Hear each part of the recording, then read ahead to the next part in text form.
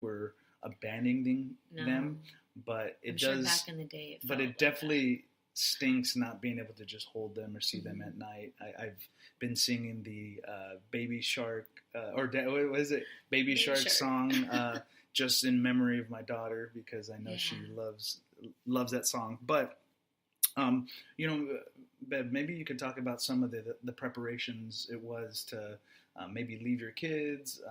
Well, my in-laws and my husband's in-laws, they make things pretty easy for us because they know how our kids, they know how we raise them, and so I trust my mother-in-law and father-in-law completely. They're the ones taking care of our kids. Which I want to interrupt that point.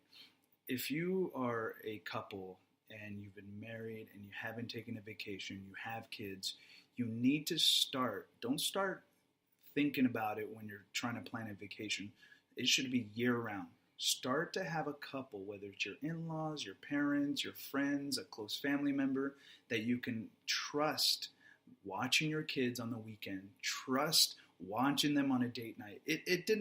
We didn't just all of a sudden just leave them with my parents one weekend. It was something that we've been building. Whenever we go to date nights, we leave, our kids with my parents or with Raylene's parents or with my aunt. It's because I'm building that trust more for me and more for Raylene is building that trust in people so that when the time does come to be able to leave vacation, it gets a little easier. It really does. So if not, you're not going to be able to have any you won't, time and it away. will affect your marriage. It will, and I've seen it too many times where parents feel like they're in this bubble and they can't get out of it. Yeah. More than likely, it's not the parents that are in the bubble. It's the parents that are keeping themselves in that bubble because of the decisions of not being able to trust anybody. And I understand why there might be some trust issues, especially what goes around in this world. But with that being said, there are trustworthy people. Yeah. Do the due diligence. And they'll take care of your kids just the same way that you would take care of them. So I'm sorry to interrupt you. Go ahead. No, it's okay. Just with my kids, I made sure all their clothes were clean. I made sure they had enough diapers and wipes, and I sent them with snacks. I think that's really important for toddlers. They just love snacks. So I made sure Grandma and Grandpa had tons of snacks and some comfort things from home, some of their toys, their favorite toys that they like, some toys Livy likes to take in the bath with her. So I sent those things in hopes that it would make them feel a little more like they're at home. Yeah.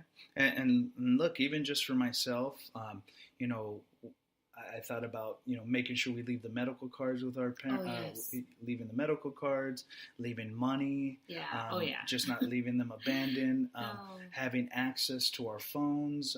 There's so many things that, we think about bringing over the car seats, the strollers. There's just so much. And then our kids go to school, so I had to make sure that we send the lunch boxes and their napping blankets, and so all those things. But that's part of preparation. But more than anything, it's just being away.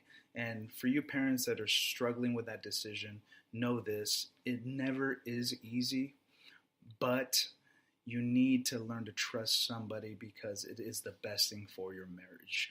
And, that is something that we had to deal with, and that, right now we're having the time of our lives. We literally feel like our marriage is stronger than ever.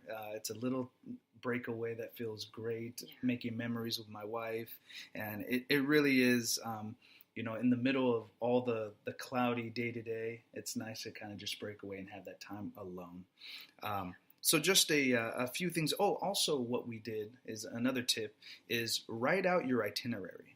Okay, write out everything you're going to do from day one to the last day. One of the reasons to do so is not just to box yourself in what you do. We've left time to just kind of leave open. Hey, this night is going to be open, and maybe we're going to go to our favorite restaurant, or maybe we're going to go to the Eiffel Tower and just hang out there. One of the major reasons I wrote out everything, I wrote out day by day where we're going, what our flights are, what time we're leaving, is just in case of an emergency. I gave it to my parents, I gave it to my in-laws, they have all the information, and just in case something happens, they have information. I'm not one to be fearful, but I am also trying to be wise. Yeah. So smart. write out your itinerary and give them to people that are trusted. I've seen too many Taken movies. I love the Taken movies, but it is something that you watch and you read things online, and you want to be smart. All right. Just a few more things is, we want to. Lastly, get advice. Get advice. Yeah, we talked to several people that have been on this trip, or at least to Paris, and they've given us their advice, things to be careful for, things to invest your money in, things don't waste your time with. So definitely talk to people who have been to these countries and get their experience. Talk to them and see, what's the best thing I should do? What's the best thing I should eat? Because you want to experience all of that, especially if you're only going for a few days.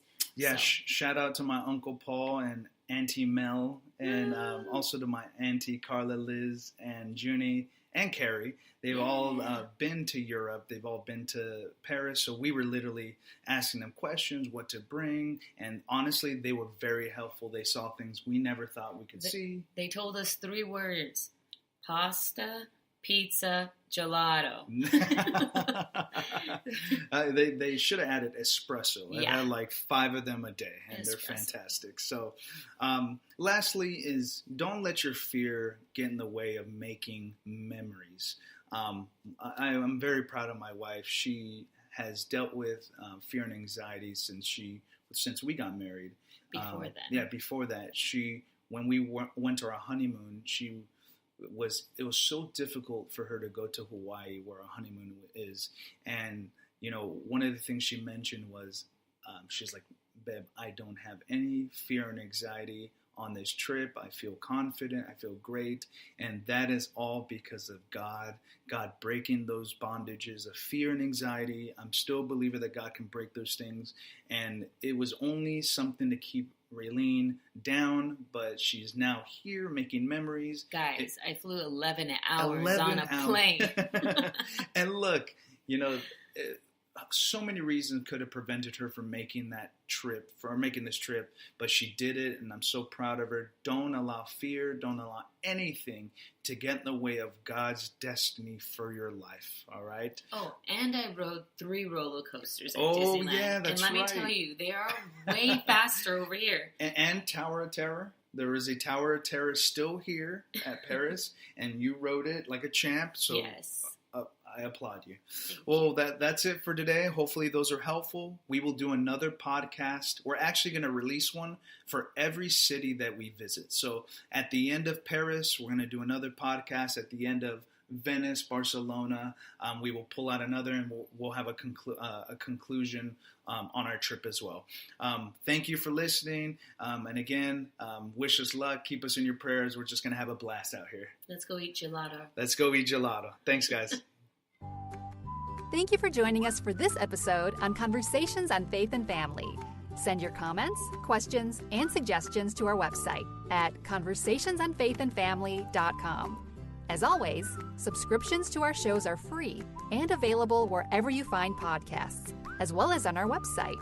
Until next week, join us on Facebook, Twitter, Instagram, and YouTube for more conversations on our community.